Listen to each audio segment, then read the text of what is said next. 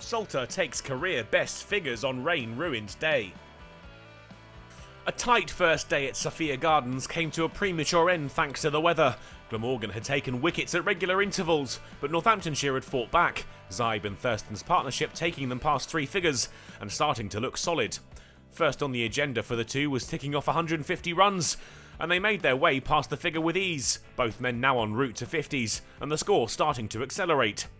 Zybe got to the mark with a single off Hogan, 92 balls taken to bring up his half-century, and he'd given his side the chance to start to set the tone on day 2. But Glamorgan ripped that from their grasp, Thurston out in the same over, unable to follow his partner to 50. And then Zybe fell in the next, Salter with the wicket, and Northamptonshire were suddenly on the back foot all over again. Both men had fallen in the foothills of 200 runs, and when Kerrigan went for a 22-ball duck to Salter, it looked like they might not get there. Salter had a third just before the break, Sanderson out LBW for 5, Northamptonshire now 197 for 8.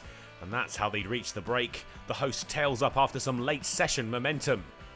And the return to the middle would be brief. Northamptonshire up to 200 finally, but not able to get much further.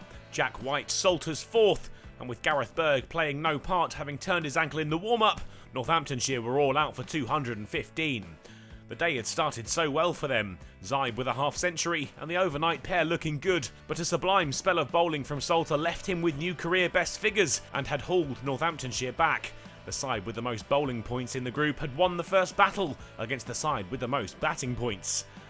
The hosts were on the back foot almost immediately, 28 on the board when Joe Cook was caught behind of the bowling of Sanderson for 16, and David Lloyd was removed in the next over, Proctor the man with the wicket, and Northamptonshire seemingly coping well without the injured Berg. Labuschagne and Root were now the 2 men at the crease, and they took Glamorgan to 48 for 2 when the rain began to fall and tea was taken under dark skies. A brief spell back on the field of play would see Glamorgan breach 50, but the poor weather set in and brought an end to the day of play at 52 for 2. The hosts will hope they can do a little better with the bat tomorrow, if they still hold hopes of playing their way to a win.